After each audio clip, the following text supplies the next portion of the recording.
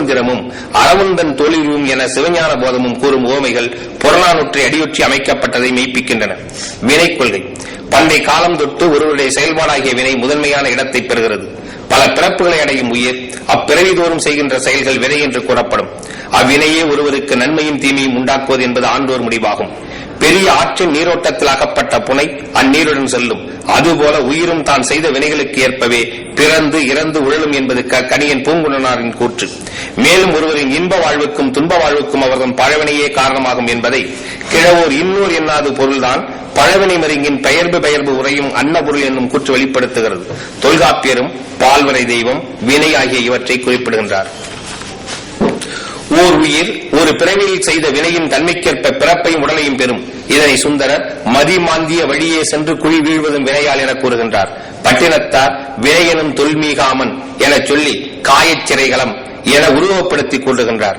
சாத்திரமும் இருவினை இன்பத் துன்பத்து இவ்வுயிர் பிறந்திருந்து எனவும் வினை இந்த உடல் விளைக்கும் எனவும் கூறுகிறது.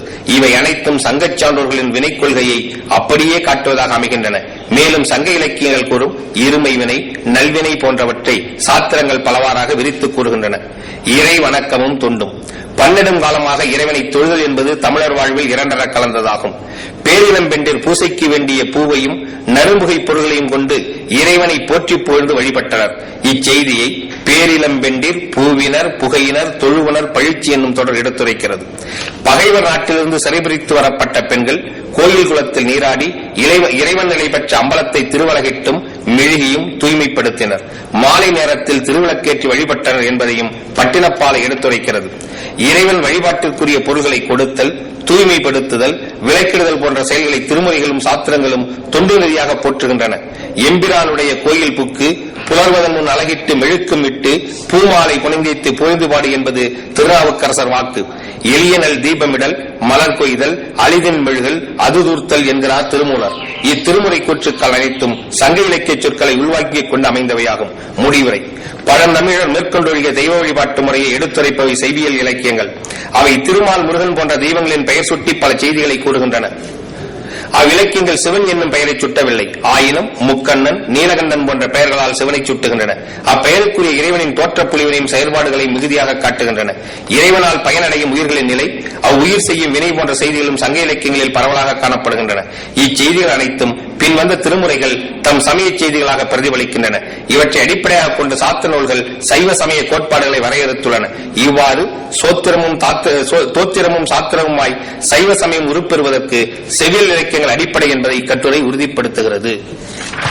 நன்றி, வணக்கம். திரு ஞானசம்பந்தம் அவர்கள் நிறைய கருத்துக்களை இந்த கட்டுரையில் சமர்ப்பித்துள்ளார். நன்றி. அடுத்து திரு முகமது அன்வர் அவர்கள் பழந்தமிழர்களின் சமய சமுதாய நல்லிணக்கம் என்பது பற்றி தனது ஆராய்ச்சி கட்டுரை முச்சடங்கும் வேளையில் உன் மூப்படையா கரிமா மொழிகின்ற நாவு எனக்கு நறியாமல் வேண்டும். பெருமதிப்பிற்குரிய இந்த அரங்கின் தலைவர் நீதிபதி அவர்களே, ஆய்வாளர்களே, அரங்கில் அமர்ந்திருக்கின்ற பெரியோர்களே, சான்றோர்களே, சகோதரிகளே, நம் யாவருக்கும் சமய சமுதாய உணர்வுகளுக்கு அப்பால் ஒரு இணக்கமான மனநிலையையும் கருத்தோட்டத்தையும் அந்த எல்லாம் வல்ல இறைவன் வழங்க வேண்டும் என்று இறங்கியவனாக என்னுடைய இந்த கட்டுரையை நான் படிக்கத் தொடங்குகின்றேன். என் பெயர் முகமது அன்வர். பிறந்தது தஞ்சை மாவட்டத்து திருப்பனந்தாள். வளர்ந்தது கல்வி கற்றதெல்லாம் அங்கதான். ஆனால் வாழ்ந்து கொண்டிருப்பது மலேசியாவில். நமக்கு தொழில் கவிதை என்று பாரதி பாடினான். அதைத்தான் நான் சொல்ல முடியும். எனக்கு தொழில் கவிதை, நாடகம், என்ன தொழில். இந்த தலைப்பு எனக்கு மிக விருப்பமான தலைப்பு. சங்க இலக்கியம் எனக்கு மிக்க விருப்பமான தமிழ் இலக்கிய தொகுதி. அதிலே நான் காணுகின்ற அந்த மக்களிடையே இருந்த இணக்க நிலை பற்றி நான் பலகாலம் சிந்தித்து வந்திருக்கிறேன். அது பற்றி ஏராளமான தகவல்களையும் நான் சேகரித்து வைத்திருக்கிறேன். இவர்கள் அழைத்ததும் அதையெல்லாம் தொகுத்து எழுத வேண்டும் என்று தோன்றியது. ஆனால் 8 பக்கம் என்று ஒரு வரையறை போட்டவுடன் நான் திணறித்தான் போனேன். அதை இயன்ற அளவு என்னுடைய கருத்தை இதற்குள் சுருக்கி சொல்வதற்கு நான் முயன்றிருக்கிறேன். நிச்சயமாக அந்த 20 நிமிடம் என்ற அந்த எல்லைக்கோட்டை நான் தாண்ட மாட்டேன். நான் வானொலியோடு தொடர்புடையவன். அந்த நேர கட்டுப்பாடு எனக்கு தெரியும். நீங்கள் அஞ்ச வேண்டாம். வரலாறு அறிந்த காலம் தொடங்கி நம்முடைய வாழ்க்கை மதம் சார்ந்ததாகவே அமைந்துள்ளது. அகழ்ந்து காணப்பட்ட மொஹஞ்சதாரோ ஹரப்பா நாகரிகத்திலும் தெய்வ நம்பிக்கை இருந்ததற்கான சான்றுகள் கிடைத்துள்ளன. 2000 ஆண்டு பழமையுடைய செவ்வியல் இலக்கியமான சங்க நூல்களிலும் அதற்கும் இந்தியதான தொல்காப்பியத்திலும் தெய்வம் மதம் பற்றிய செய்திகள் உள்ளன.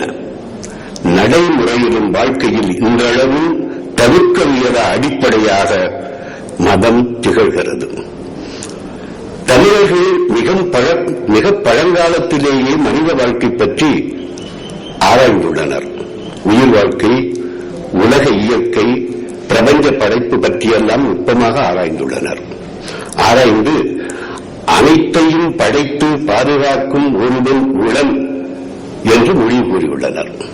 அந்த ஒருவனுக்கு இறைவன், கடவுள், தெய்வம் என்றவாறு பெயர்கள் சூட்டியுள்ளனர். மக்கள் வாழ்க்கையை பாடுவதே இலக்கியம். ஆதலால் வாழ்க்கையில் உள்ள அனைத்தும் இலக்கியத்தில் உள்ளன. இலக்கியத்தில் பாடுபொருள், முதற்பொருள், கருப்பொருள், உரிப்பொருள் என்று பாகுபாடு செய்துள்ளனர் பழந்தமிழர். முதற்பொருள், இவற்றின் முதற்பொருள் என்பது நிறமும் பொழுதும். அதெல்லாம் ஒன்றும் நடக்க முடியாது. இரண்டாம் பொருள், அதாவது கருப்பொருள் என்பது தெய்வம், உணாவி, மரம், புல், பறை, செய்தி, யாழின் தொகையோடு யாழின் பகுதியோடு தொகையை அவ்வகை பிறவும் கரு என முடிவார். இங்க இதை சொல்றாங்க. தெய்வம், உணவு, மரங்கள், செடி கொடிகள், தொழில், இதெல்லாம் கருப்பொருள் என்று சொல்றாங்க. இதுல என்ன கருத்து நான் கொள்ள வரேன்னா, உயிர் வாழ்க்கைக்கு உணவு எத்துணை இன்றியமையாததோ அப்படி இந்த மனித வாழ்க்கைக்கு தெய்வ நம்பிக்கை இன்றியமையாதது என்ற குறிப்பை அவர்கள் அதிலே பதித்துள்ளனர். தெய்வம் உணாவிய தெய்வத்தையே முந்தி வைத்திருக்கிறார்கள் என்று சொல்லியிருக்கிறார்கள். அதனால் தெய்வம் இன்றி வாழ்க்கை இல்லை என்பதுதான் பழந்தமிழர் வாழ்வியல் நெறி என்பது என்னுடைய கருத்து. மக்கள் ஒரே இடத்தில் வாழ்ந்தவர் அல்லர். என்று போல் ஊடகத் தொடர்பும் அன்று இல்லை. எனவே ஆங்காங்கே வாழ்ந்த மக்கள் தத்தமது அறிவுக்கும் கல்விக்கும் ஏற்ப தமக்குரிய கடவுளை உருவாக்கிக் கொண்டனர் அல்லது அவர்களுக்கு கற்பிக்கப்பட்டது. ஆனால் 2 கருத்து இருக்கு. ஆதலால் கடவுள்கள் நிலங்கள் தோறும் கடவுளுக்கு பெயரும் வேறுபட்டன. அப்படி வேறுபட்டது தொல்காப்பியர் சுட்டிக்காட்டுகிறார். மாய்வோன் நெய்ய காடுரை உலகமும், செய்வோன் மேய மைவரை உலகமும், வேந்தன் மேய தீம்புணன் உலகமும், வருணன் மேய தன் பெருமன உலகம் என்றெல்லாம் சொல்லி காட்டுகிறார். இந்த வேறுபாடுகள் இருந்தாலும் இதில் அடிப்படையானது எல்லா மக்களும் தங்களுக்கு ஒரு தெய்வம் வேண்டும் என்ற உறுதியோடு இருந்திருக்கின்றனர் என்பதுதான் இதன் அடித்துக் வருகிறது. இவ்வாறு வாழ்ந்த மக்கள் அவ்வப்போது ஓரிடத்தில் கூடவும் செய்தனர். திருவிழா காலங்களிலும் நாட்டு மண்ணின் மங்கள நாள் விழா காலங்களிலும் பெருநகரங்களில் கூடினர். பூம்புகாரில்